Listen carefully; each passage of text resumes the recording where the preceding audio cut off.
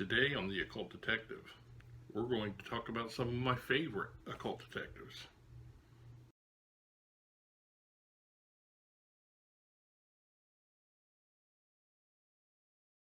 So, the occult detective genre has been around almost as long as there's been literature. The idea of that individual who, walks that border realm between reality and the fantastic has always been appealing to me. I will eventually do a video where I discuss the genre as a whole, but today I wanted to talk about just some of my favorites. And I thought a good place to start would be something a little more current. I'll begin with Brian Keene and his occult detective, Levi Stoltzfus. Perhaps you're aware of the Lilhorn Hollow books. So it began, of course, with Dark Hollow, and then he wrote a follow-up called Ghost Walk, and it was in Ghost Walk that he introduced Levi. Levi is formerly Amish. He prowls around the backcountry of Pennsylvania, the Appalachians, in an Amish cart. He has interesting companions, Crowley and Dee, his horse and dog. And he is a fascinating character, kind of cut from the mold of Manly Wade Wellman.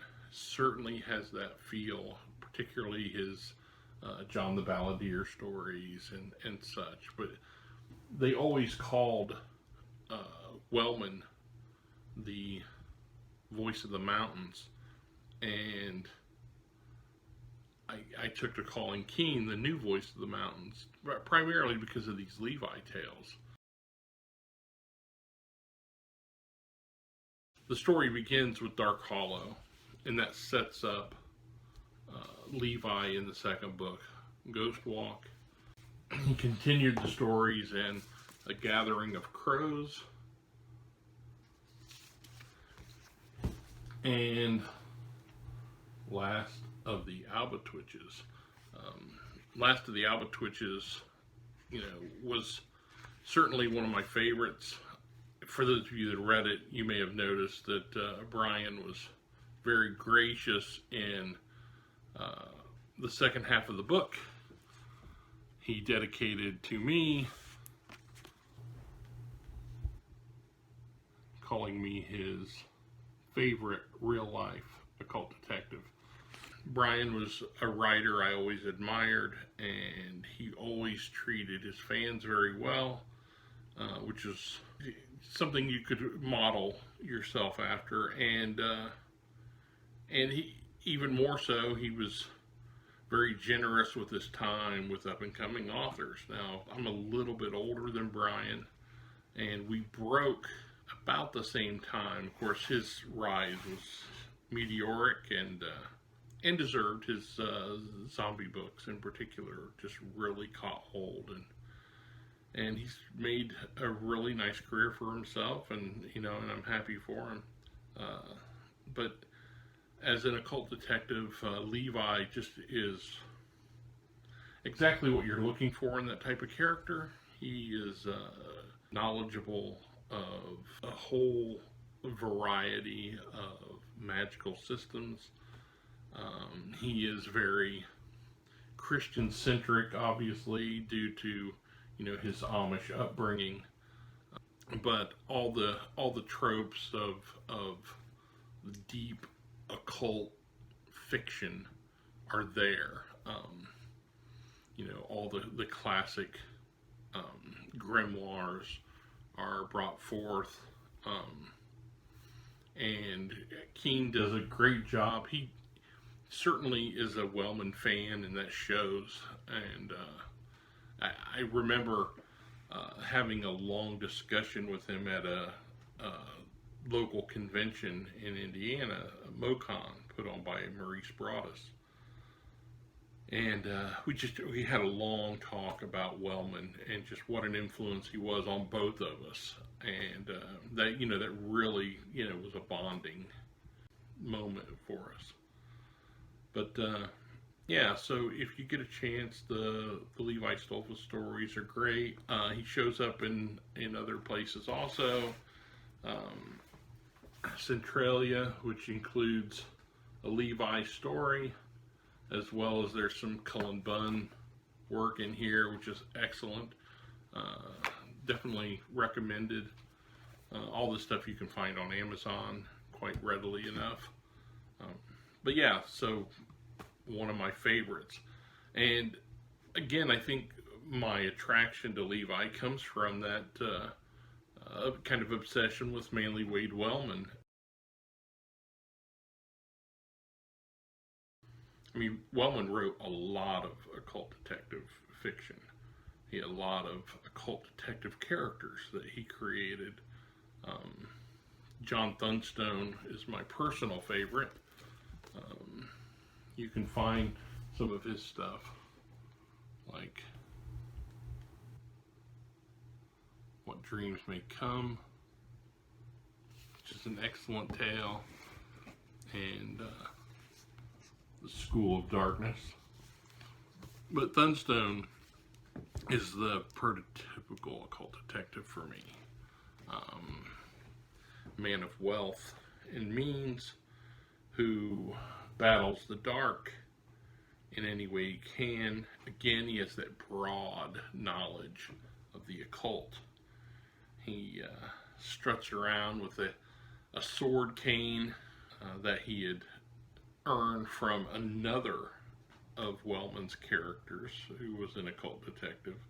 And I mentioned, John the Balladeer earlier. And Wellman is just one of those writers who, he understands pacing, he understands, dramatic moments, and he has a command of vocabulary, and just in a similar vein to my favorite writer, Robert E. Howard, right? He paints a scene so vividly, and he just pulls you right into the story. And that, leads me back to Keene. Keene has a similar sense. He's more of a modern writer, so he takes those lessons and utilizes them. My preference has always been in antiquated stories written in that Weird Tales era. I'm crazy about just the way people wrote at that time. They just had such, again, a command of the language and a way of painting a picture that I think comes from not having been inundated by other media. They were influenced by authors that came before them, and largely that's it. And more modern authors, they have so many influences. They're just bombarded constantly by video games, television, movies, that I think in a way everything becomes sort of the same, and they lose a little bit of that sense of dramatic tension, because modern audiences want everything now, just like in rapid succession, and I don't think that works as well in literary fiction, and that's why I lean more towards someone like Wellman. And that's why they're on my list of favorite literary occult detectives, these John Thunstone, Levi Stoltzfus, which is a direct inspiration.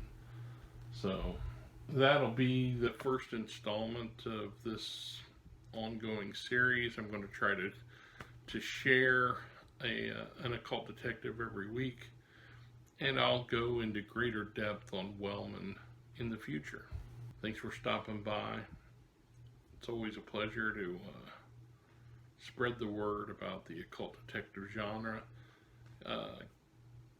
Characters that I'll be talking about in the future and in greater depth would be like Sir Adam Sinclair from Catherine Kurtz and Deborah Turner Harris, Dr. Tavener from Dion Fortune, Simon If from Aleister Crowley.